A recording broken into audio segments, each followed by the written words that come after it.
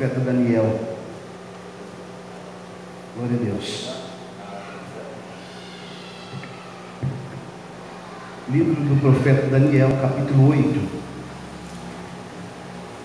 Um assunto que eu já falei com os irmãos aqui algumas vezes, mas precisamos recapitular. Esse assunto é muito importante. Glória a Deus. As pessoas que vão assistir pelo YouTube, se puderem se inscrever aí no nosso canal depois, faça isso. Inscreva-se no canal, né? Esse vídeo depois vai subir lá para o YouTube, né? Glória a Deus. Capítulo 8 do livro do profeta Daniel. Vamos ler o versículo 13 em diante. Vamos ter que prestar bastante atenção para entender esse assunto. Todos acharam? Amém. Vamos ler então a palavra do Senhor. Então eu ouvi um santo falando a outro santo, e disse aquele determinado santo que falava: até quando será a visão concernente ao sacrifício diário e à transgressão da desolação, para dar tanto o santuário quanto o exército para serem pisoteados? E ele me disse: até 2.300 tardes e manhãs. Depois disto, o santuário será purificado. E isto aconteceu quando eu, Daniel, tive a visão e busquei o significado. E eis que colocou-se diante de mim a aparência de um homem, e ouvi a voz de um homem entre as margens do Ulai, que me chamou e disse: Gabriel, faz este homem entender a visão. Podemos dizer amém? Amém. Glória a Deus. Muito bem, irmãos. Então, lemos um texto aqui, quase não é falado, né, nas igrejas. Eu já expliquei algumas vezes para os irmãos sobre esse assunto aqui, mas ele é um assunto um pouco complexo, né, para se entender, mas nós precisamos entender ele. Glória a Deus. Nós vamos dar uma olhada aqui nessa noite, qual é o significado desse assunto, 2.300 tardes e manhãs. Os irmãos observem que a palavra aqui, ela não está se referindo a manhãs e tardes, está se referindo a tardes e manhãs. Por que isso? Porque na cultura judaica, no calendário judaico, as coisas não começam de manhã como nós começamos aqui no Ocidente. Para eles lá, o novo dia começa com o pôr do sol, ok? Então, por exemplo, na sexta-feira, com o pôr do sol à tarde, está começando para eles o novo dia, o sábado, Shabat, né? Então aqui tardes e manhãs. Agora, esse assunto que eu quero falar com os irmãos, nós vamos aproveitar aqui, matar dois coelhos com uma cajadada só. Vamos ler um outro texto que está também em João, Evangelho, segundo escreveu o apóstolo João, o evangelista João, no capítulo 10, e o versículo 22. Vamos fazer um paralelo, porque esse texto de Daniel, ele tem uma equação teológica, né? E também um paralelo. São correlatos esses dois textos. Então diz assim, ó: celebrava-se em Jerusalém a festa da dedicação, e era inverno. Grave bem essa palavra.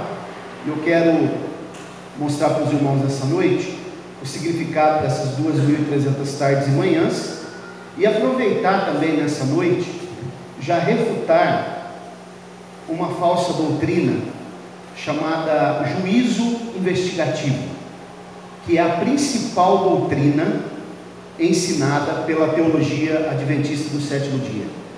Juízo investigativo.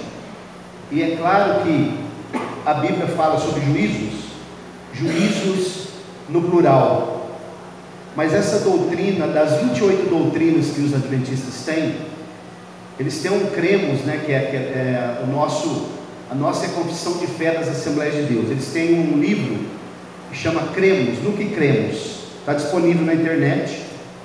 Os irmãos podem entrar lá e baixar em PDF se quiser. Das 28 doutrinas que estão lá, 27 doutrinas do Adventismo são doutrinas que eles copiaram de outras denominações, de outras igrejas. Mas existe só uma doutrina que é criação do Adventismo.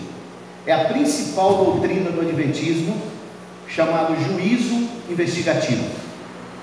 Segundo o que eles explicam, né, a doutrina do juízo investigativo, eles não lêem só esse texto que nós acabamos de ler aqui.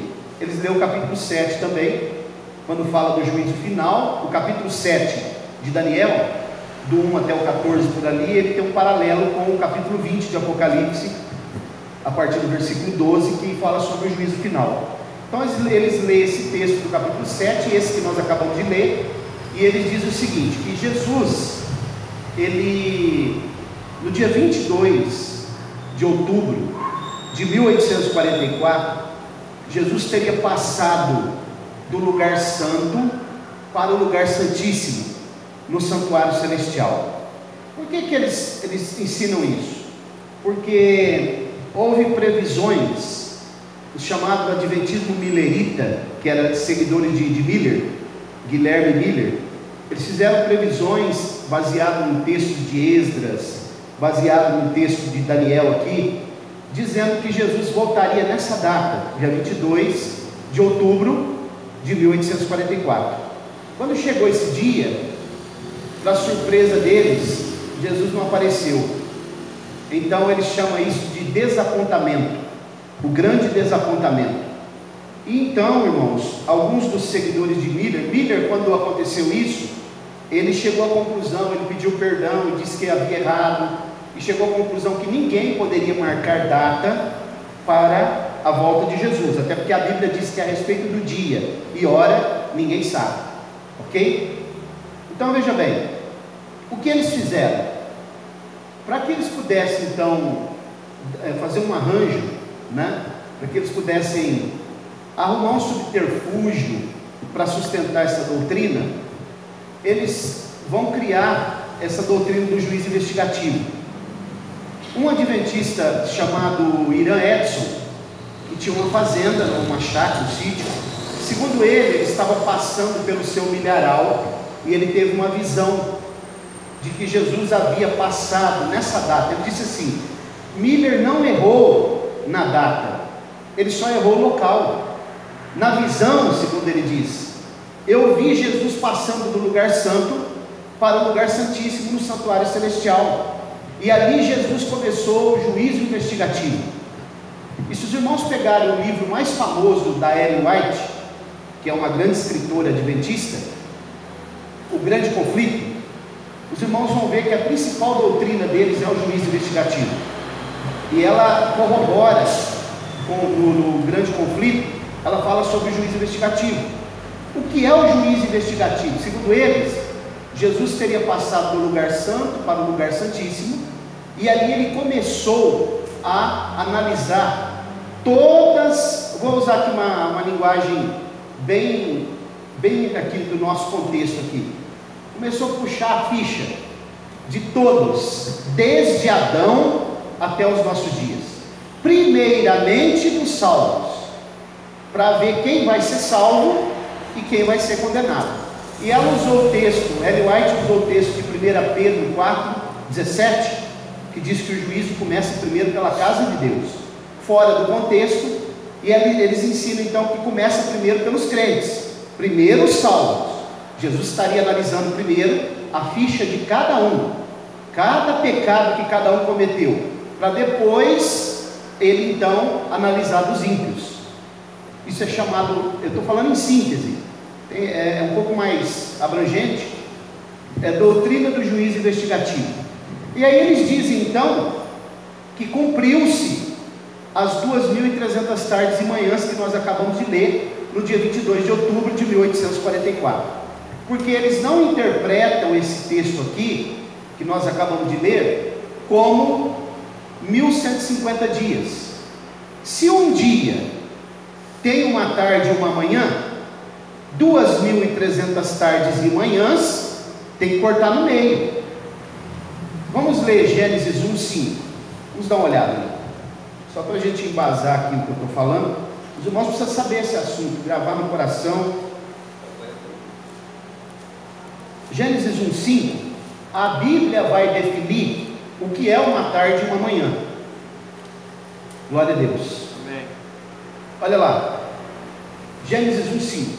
Deus chamou a luz dia e as trevas noite, e foi a tarde e a manhã o primeiro, ou o dia primeiro.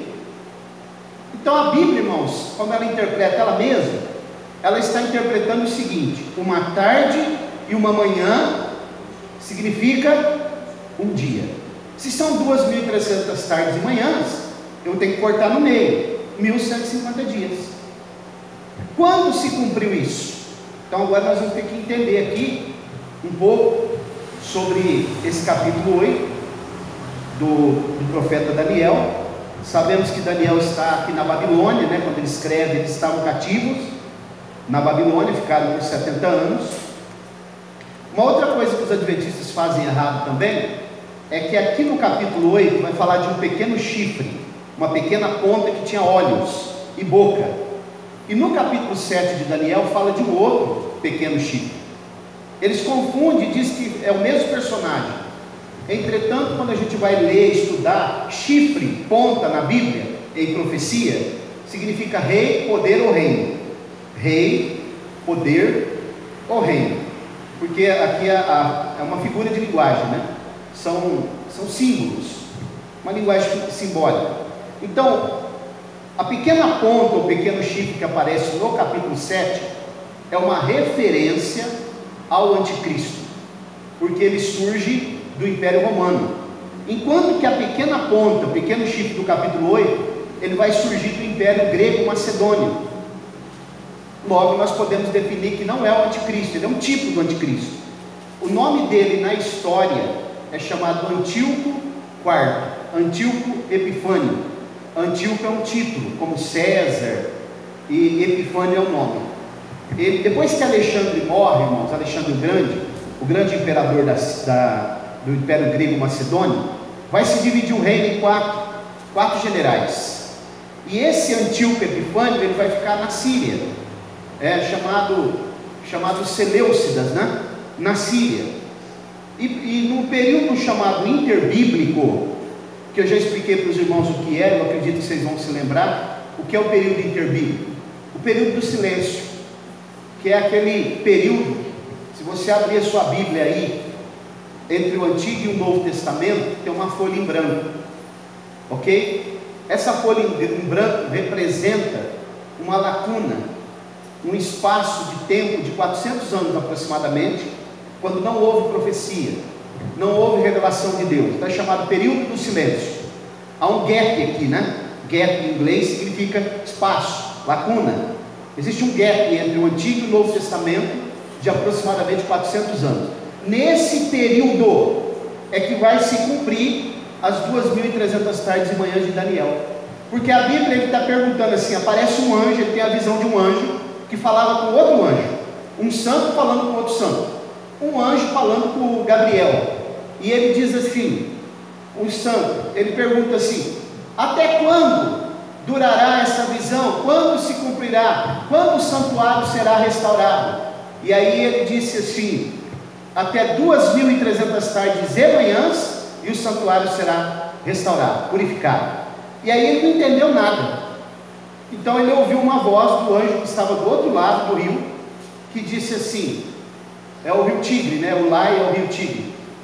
Faz ele entender essa visão, esclarece para ele, porque irmãos, Deus, quando Ele nos dá alguma coisa, Deus não é Deus de confusão. Tem pessoas que falam assim, Deus falou comigo, eu ouvi a voz de Deus, Deus falou comigo, todo dia Ele fala comigo. Quando Deus fala, não tem confusão, não tem embaraço, não fica ofuscado, obscuro. Quando Deus fala, Ele vai dar revelação, porque Deus é o Deus de esclarecimento, é o Deus de toda a ciência. E ele disse: esclarece para ele entender, essa visão é para muitos dias depois. Então aqui o anjo vai mostrar para ele, nesse período chamado interbíblico, esse período de 400 anos do silêncio, existe um povo lá em Israel chamado os Macabeus. Eles não estão aqui na Bíblia, viu? Eles estão na Bíblia, nos livros apócrifos. Você pegar uma Bíblia católica, você vai encontrar o livro dos Macabeus lá, o primeiro e o segundo livro dos Macabeus. Eles não estão aqui na nossa Bíblia porque eles são apócrifos, não são inspirados. A palavra apócrifo significa incerto, oculto, por isso não foi inserido no cânon das Escrituras. Mas ele é um livro que é muito bom para pesquisa. E lá no livro dos Macabeus conta toda essa história. O pano de fundo desse texto que nós lemos está lá no livro dos Macabeus. Antíoco Epifânio invade Jerusalém por volta do ano 168 a.C. Observe que está dentro do período interbíblico. E aí o que ele vai fazer? Vai matar muita gente e ele vai profanar o santuário, o templo de Jerusalém. Diz a história que ele matou porcos, jogou sangue de porcos no templo. Os irmãos imaginam um animal, o porco, que é totalmente impuro para o judeu, ele matar e derramar sangue no altar. Ele pegou a estátua do Zeus, né? Que é o Deus, a principal divindade da Grécia, da mitologia grega, e colocou dentro do lugar santíssimo, profanou o santuário. O culto foi interrompido. Então naquele tempo os Macabeus estavam ali, Judas Macabeu, João Macabeus, era uma família sacerdotal. Eles sabiam o que era o culto a Deus, eles conheciam, eles eram de origem sacerdotal.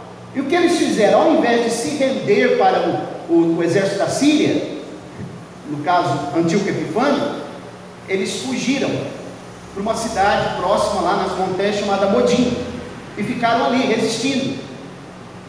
E irmãos, eu fiquei pensando, analisando hoje, como que Deus ele protege a nação de Israel, né? Como aquela nação realmente é a nação eleita de Deus, né?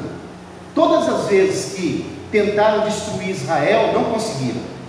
Os irmãos se lembram, já ouviram falar da guerra dos 6 dias? Quando você lê o Salmo 83, você vai encontrar profecias sobre a guerra dos 6 dias. Várias nações árabes, em 1967, cercaram Israel. O poder de fogo de Israel era pequeno em 1967. As nações árabes que estavam ali eram muitas, poder muito maior do que Israel. Em 6 dias Israel desbaratou todas aquelas nações, com muito menos poder de fogo. Quem fez isso? Deus.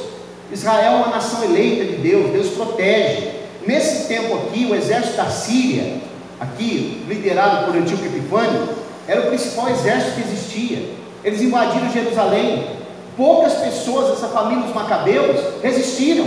Começaram a regimentar um e outro ali e disseram: não vamos ceder, não vamos cultuar deuses pagãos, não vamos baixar a cabeça para os pagãos, porque nós servimos o Deus vivo. Deus estava em silêncio, mas quando Deus está em silêncio, Ele pode falar também, porque o silêncio de Deus, irmãos, ele é muito mais estrondoso do que qualquer barulho que nós conhecemos. Deus pode falar no silêncio, Deus se revela no silêncio, Deus se revela no oculto, Deus se revela, a Bíblia diz que Ele habita na luz inacessível, mas mesmo assim, porque isso é uma alusão à arca que ficava dentro do Santíssimo, no escuro lá, Ele habita no lugar, na luz inacessível, né? A presença dEle, mas Ele se revela para os homens, ele aparece na hora certa. Quando Deus entra em cena, irmãos, acabou o espetáculo, viu? Fechou as cortinas. A verdade é essa. Deus é o Senhor da história, e Ele vai arregimentar lá os Macabeus. E Antíoco Epifânio mandou um mensageiro lá dizer para eles: ou vocês se rendem, ou serão mortos. E sabe o que eles fizeram? Eles resistiram, e eles conseguiram retomar o poder novamente em Jerusalém, desbarataram o exército da Síria, de Antíoco Epifânio. Os irmãos imaginam, poucas pessoas, quem fez isso? Deus. Mais uma vez Deus está intervindo na história a favor do seu povo, e Deus faz exatamente isso também com a sua igreja. Glória a Deus. Nós temos que crer. Deus, irmão, jamais deixará a sua igreja desamparada. Deus jamais deixará que nós fiquemos para sempre debaixo da nuvem negra, né? Uma hora ou outra Deus vai entrar em cena. Ele sabe como fazer, como trabalhar, como utilizar as ferramentas, como usar as pessoas certas. Ele sabe como criar situações, Ele sabe como nos sustentar. Por isso que nós temos que ser perseverantes, Júlio, sempre, porque as dificuldades vão ser muitas.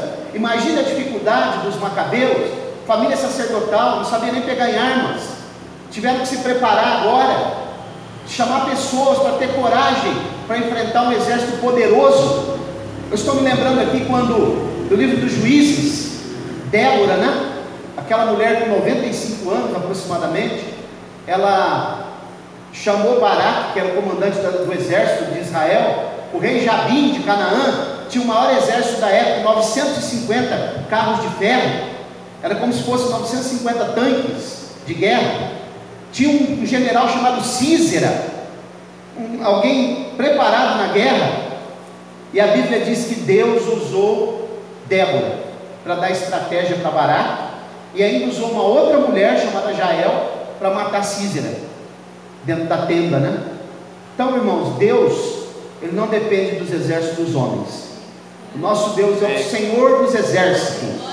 Quando a Bíblia diz Senhor dos exércitos, porque Ele não perde a batalha, Ele está na liderança, Ele está acima, Ele só entra na batalha para já vencendo. Por isso que aquele cavaleiro do capítulo 6 de Apocalipse não pode ser Jesus, porque aquele lá diz assim: saiu vencendo e para vencer. O nosso Deus já é vencedor, Ele é o Senhor da guerra, Senhor de todas as vitórias.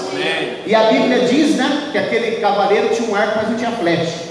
E Deus tem muitas flechas, a Bíblia diz, e diz que quando Ele lança uma flecha, ela é certeira. Glória a Deus. Então, irmãos, dentro desse cenário que eu estou explicando para vocês aqui, eu quero refutar o juízo investigativo. Não existe esse juízo investigativo, isso é uma falácia, né? Isso é uma invencionice adventista. A teologia adventista realmente ela é falsa, né? E nós não devemos aceitar nunca, porque não há embasamento bíblico para esse juízo investigativo, que é a principal doutrina deles. Inclusive, não sei se os irmãos sabem, que eles precisam sustentar uma outra doutrina para essa não cair, a doutrina da mortalidade da alma. Eles têm que sustentar que a pessoa, quando morre, a alma morre também, a pessoa que fica consciente, senão a doutrina do juízo investigativo cai. Eu não vou explicar porquê agora, porque precisaria mais tempo, mas eles dependem da doutrina do sono da alma para poder sustentar o juízo investigativo. Se cair uma, cai a outra também. É um efeito dominó, né? Então veja bem, não se cumpriu no dia, esse texto que nós lemos, a purificação do santuário, não aconteceu dia 22 de outubro de 1844, aconteceu no ano 165 depois de Cristo, que é regressivo, né? Antíoco Epifânio invade lá em 168 antes de Cristo. Como a contagem ela é regressiva, decrescente, 1150 dias vai dar no ano 165 antes de Cristo, quando os macabeus vão retomar o poder em Jerusalém. Eles vão novamente, vão expulsar o exército da Síria de lá. E aí, irmãos, vai acontecer o que eu li em João capítulo 10, 22. Os irmãos já viram, sabem o que é Hanukkah? Hanukkah é uma palavra hebraica que significa luzes, dedicação, festa de Hanukkah, luzes, festa das luzes, festa da dedicação. O que eles dedicaram o templo? Depois que eles retomaram o poder, eles vão até o templo, o santuário, e eles vão colocar tudo em ordem, vão arrancar aquela estátua lá de dentro de Zeus, vão colocar o altar em ordem novamente, vão restituir o culto, porque Deus não aceita culto estranho, Deus não aceita culto de qualquer maneira. Culto para Ele precisa ser culto racional. Culto para Deus tem que saber o que nós estamos fazendo, tem que ser segundo os protocolos que Ele estabelece, tem que ser do jeito dEle. O dono da igreja é Ele, o Senhor é Ele, a direção vem dEle, tem que ser sempre do jeito dEle. Ah, eu quero fazer do meu jeito, do nosso jeito não vai dar certo. Não adianta tentar fazer, porque não dá certo. Eles vão restituir a ordem do culto, vão dedicar o templo. Aí, irmãos, olha que interessante, a história diz, os irmãos sabem que o candeeiro, o candelabro que nós lemos lá em Apocalipse, que eu falei aqui domingo, que eles chamam de menorá, ele tinha 7 canas, né, 7 pontas. simbolizando as 7 igrejas da Ásia, as igrejas de todos os tempos, a presença do Espírito Santo, os 7 atributos do Espírito Santo. Mas olha o que aconteceu nesse dia, que é chamado dia da dedicação. Quando nós comemoramos o dia de Natal aqui, que é o dia 25 de dezembro, lá em Israel é inverno lá. Ao invés deles comemorarem o Natal, é o Hanukkah, festa das luzes. E aí o que eles fizeram? Eles precisavam acender o candelabro. E o candelabro que eles colocaram lá, esse candelabro, eles não tinham azeite, eles tinham pouquinho azeite. Eles estavam no período de guerra, a escassez. Aí eles disseram, vamos acender assim mesmo, nem que for um dia. E aí eles acenderam, irmãos. Pegaram o candeeiro e acenderam. Só que aconteceu um milagre. O candeeiro ficou aceso por 8 dias. Glória a Deus. Glória a Deus. Aí o que eles fizeram? Eles colocaram mais, ao invés de ter só uma ponta, eles colocaram mais 8 pontas, uma para cada dia, ficou 9. Então a festa das luzes é um candeeiro com 9 pontas, 9 canas, chamado Hanukkah, a festa das luzes. E Jesus estava em Jerusalém, havia uma festa em Jerusalém e era inverno, a festa da dedicação. Nesse momento eles dedicam o templo novamente, restabelecem o culto, festa da dedicação, a festa das luzes, porque Deus fez milagre com o azeite.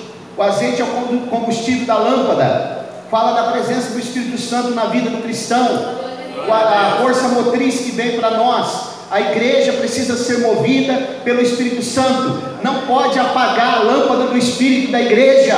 A igreja precisa ter a presença, a orientação, a consolação, a direção do Espírito Santo constantemente.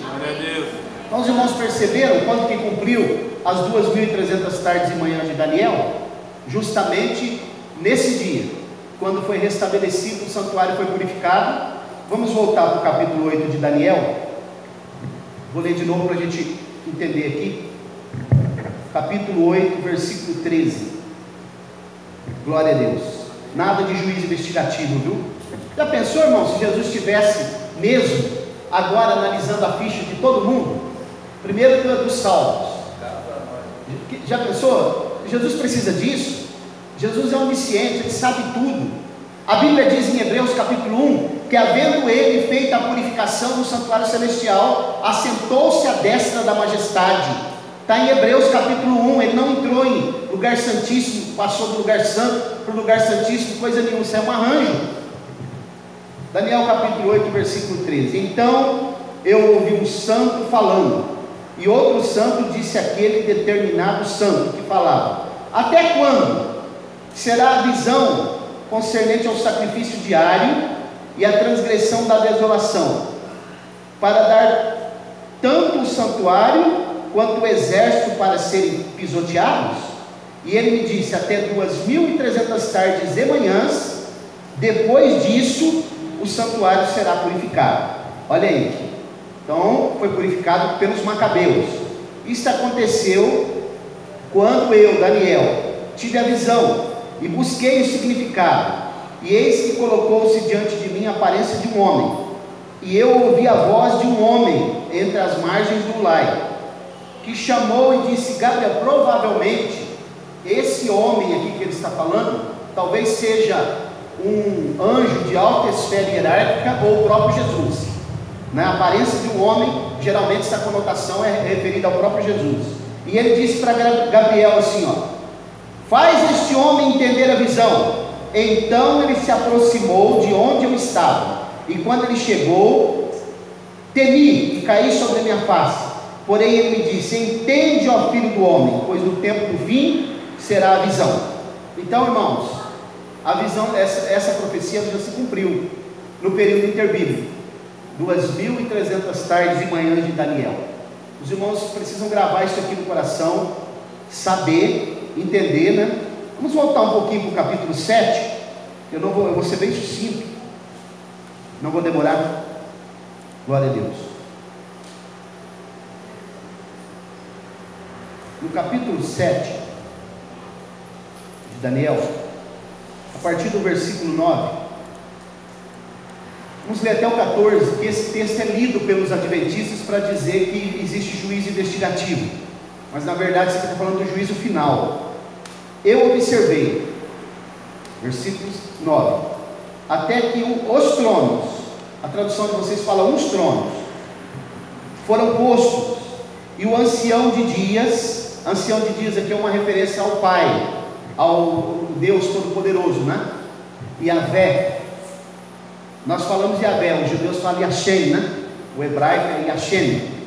Então veja bem aqui, o ancião de dias sentou-se, cujas vestes eram brancas como a neve, e o cabelo da sua cabeça como lã pura. Isso fala de responsabilidade, né?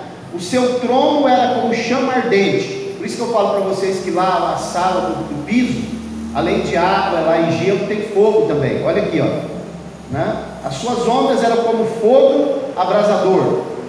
Um córrego flamejante fluía e surgia diante dele. Milhares ministravam a ele, são anjos, né? E 10.000 vezes estavam diante dele. O julgamento estava pronto e os livros foram abertos. Isso aqui tem um paralelo lá com o capítulo 20 de Apocalipse, que fala sobre o juízo final e a abertura dos livros. Então contemplei, por causa da voz daquelas grandes palavras que o chifre falava, contemplei até que o animal foi morto e o seu corpo destruído e dado à chama ardente. E quanto ao restante dos animais, o seu domínio foi retirado. Ainda assim as suas vidas foram prolongadas por uma estação e tempo. Eu vi nas visões noturnas, e eis que um semelhante ao Filho do Homem, que é o próprio Jesus, veio com as nuvens do céu, e veio até o ancião de dias, e trouxeram-no diante de dele, e foi-lhe dado domínio e glória, e um reino, para que todo o povo, nações e línguas, o servissem. O seu domínio é um domínio eterno, o qual não passará, e o seu reino, um reino que não será destruído. O milênio. Olha aqui, Jesus vai até o Pai, até o ancião de dias. Essa abertura dos livros aqui é o que acontece em Apocalipse capítulo 20, a partir do versículo 12.